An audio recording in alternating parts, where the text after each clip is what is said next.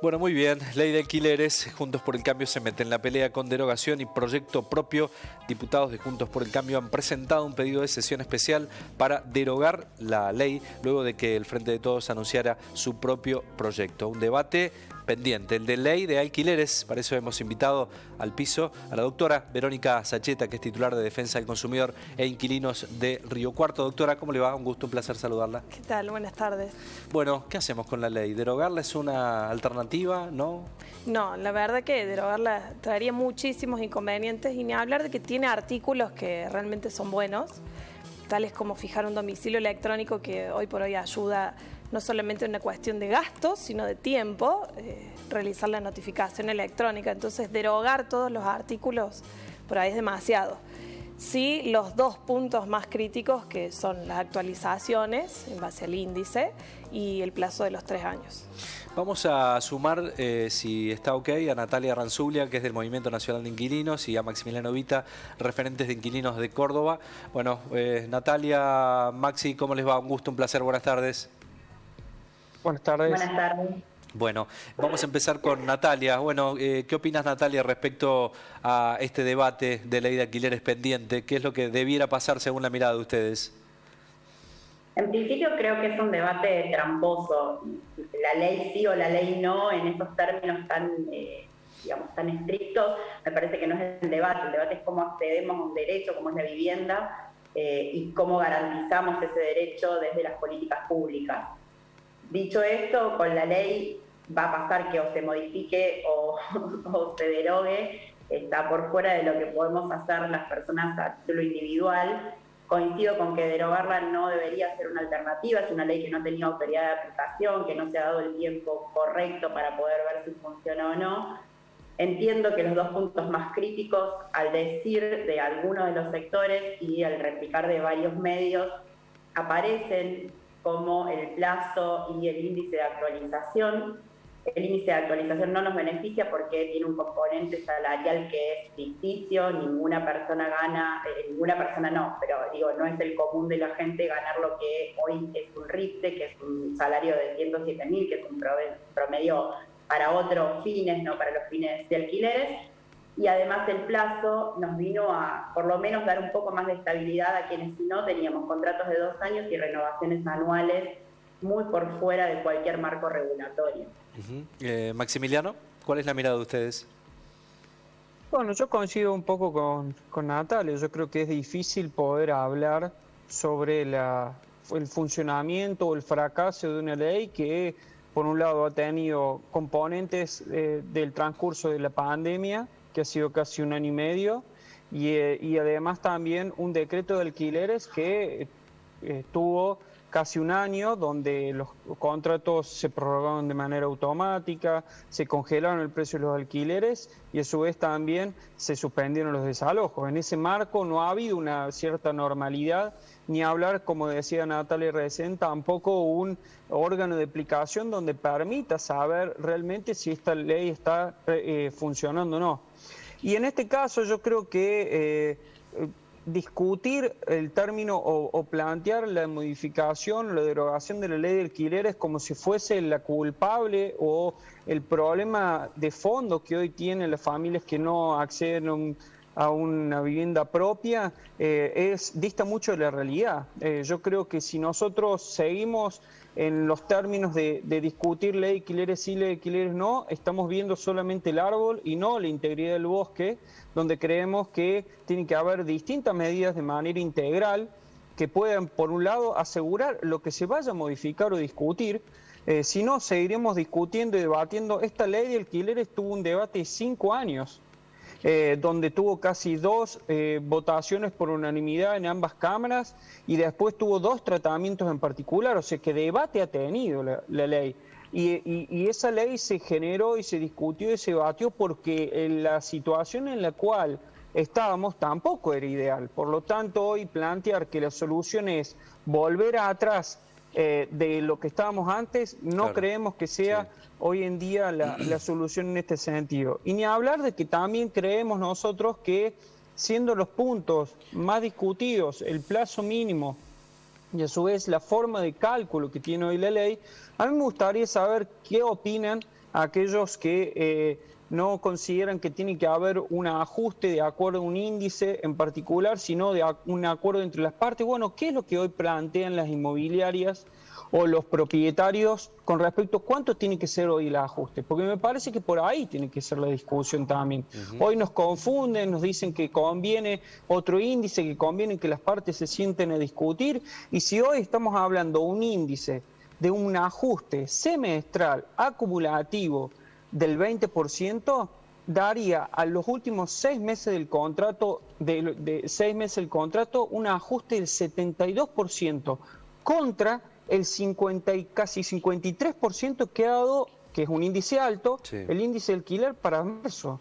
Bien. Entonces estamos hablando 20 puntos, casi 20 puntos por encima.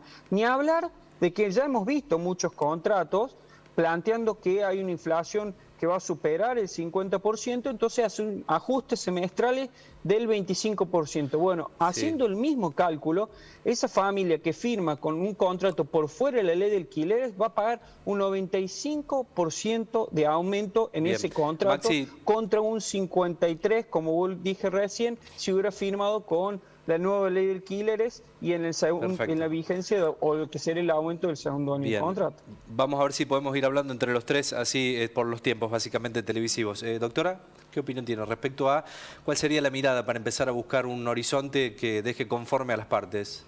Para nosotros no tendría que el Estado regular ningún tipo de índice. Los aumentos, la oferta y la demanda se tendría que regular sola. Y tendría que haber claridad en los contratos en relación a estas cuestiones para no tener nuevamente inconvenientes. Eso sería volver al sistema anterior, digamos, ¿no? Claro, está bien. Igual que el tema del plazo que decía recién, terminó perjudicando a todas las partes.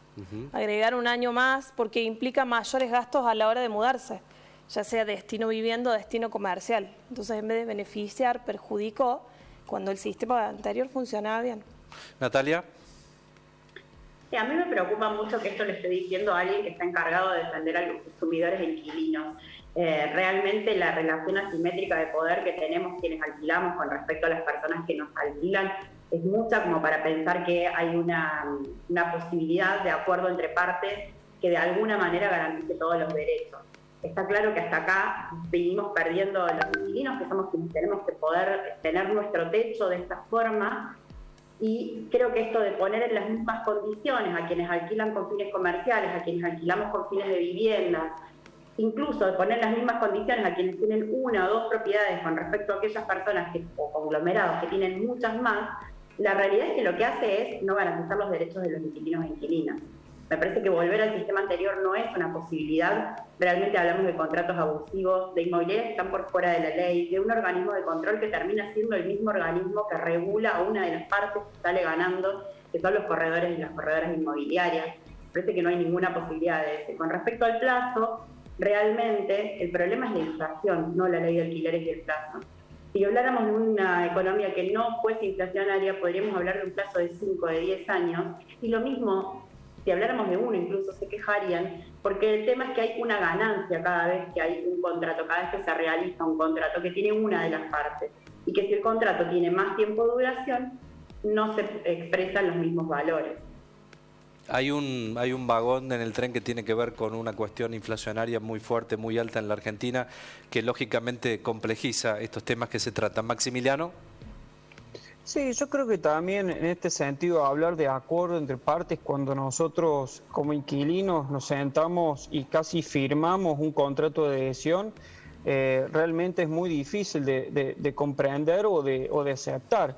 Nosotros creemos que hay una diferencia sustancial en la posición que tiene el inquilino con respecto al propietario. Nosotros no podemos elegir porque nuestra elección es o vivir bajo un techo o vivir en la calle. Y en ese marco, el inquilino, creemos nosotros, que está en una situación de muchísima vulnerabilidad y que no tiene un poder para poder sentarse y negociar. Entonces, en este marco de volver a un espacio, si es necesario de rediscutir el índice, que sea un índice con mayor proporción o que se ajuste de acuerdo al salario. Nosotros siempre hemos planteado que la ley de alquileres era un piso. Ahora, no podemos retrotraernos porque tampoco eso está generando o va a generar ningún tipo de modificación en el precio. O sea, seguir confundidos o pensando que la situación en la cual menor regulación va a generar mayor oferta no ha funcionado en la Argentina. Cuando se reguló de manera integral, desde la época del 1945 al 73, las familias que alquilaban pasaron de su afectación del salario en un 25% a un 4%. Entonces, plantear que la solución no es la regulación, no creo que sea una respuesta acertada. Y ni hablar en este sentido de que cuando se desreguló el precio de los alquileres, esto tuvimos la semana pasada, otro aniversario de la dictadura, del golpe militar del 76, cuando se desreguló, que fue una de tantas medidas económicas que hizo Martínez de Oz, fue regular el precio del alquiler, con un eslogan que decía alquilar es elegir. Entonces planteaba que la desregulación, la dolarización de la vivienda y tomar la vivienda como un bien de mercado iba a generar una mayor oferta y con eso los inquilinos íbamos a poder elegir dónde alquilar y el precio iba a bajar.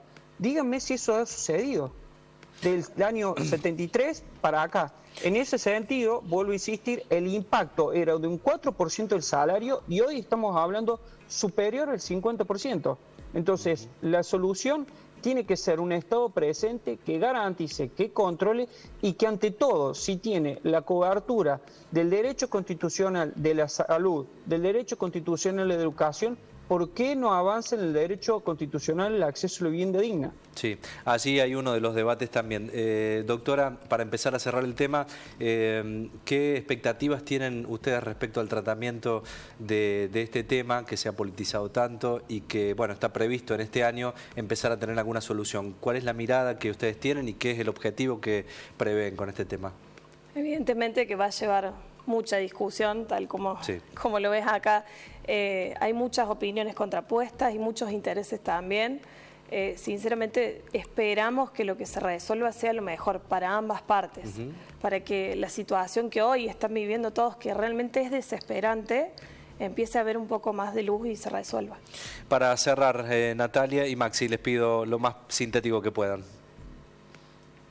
Yo creo que con un control, ninguna legislación carece de organismo de control y triunfa. Con un control efectivo sobre todos los puntos de la ley, que no se reducen estos dos, también habla de alquileres sociales, de otro tipo de medidas, por un lado. Y por el otro lado, bueno, desde los inquilinos y las inquilinas creemos que podemos ceder en algunas cuestiones que consideramos que debieran ser derechos ganados, pero entendemos que es posible negociarlas, como por ejemplo el plazo para el cuánto se hagan las actualizaciones, la forma de conformar ese índice, que para nosotros debiera haber sido siempre salarial. Creo que si están todas las voces representadas en la discusión realmente, y no solo desde el sello, podemos llegar a un consenso que nos beneficie a todos y a todas. Perfecto. Maximiliano, para cerrar. Bueno, yo también creo que en este sentido hay una expectativa real de que se solucione este problema. Nosotros no queremos seguir buscando explicaciones y motivos, sino queremos una solución de fondo. Y si esa solución de fondo puede ser mejorar o garantizar una mejor acceso a la vivienda para los inquilinos, nosotros estamos dispuestos a cualquier tipo de debate. Ahora sí, con la claridad de que nosotros no podemos volver a la situación que estábamos antes porque no estábamos bien. Entonces, en ese sentido, discutir no solamente la ley de alquileres, porque no es el pilar del problema hoy en la Argentina, sino de una manera de evitar la constante acumulación de viviendas en pocas manos que siguen definiendo cuánto se paga de alquiler en la Argentina. Río Cuarto es una clara expresión de esto. No faltan viviendas en Río Cuarto.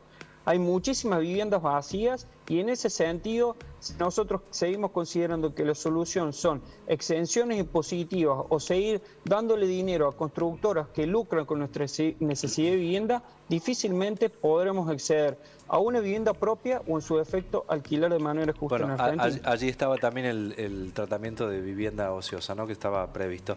Agradecerles porque de esta forma es la idea, construir, ¿no? A Natalia, a Maximiliano y a Verónica, gracias por haber venido al piso. Este es el debate, ¿no?, que nos debemos y aquellos que nos están mirando también para saber de qué se trata. Gracias por el tiempo a los tres, muy amables. Muchas gracias a ustedes. Hasta luego. Gracias.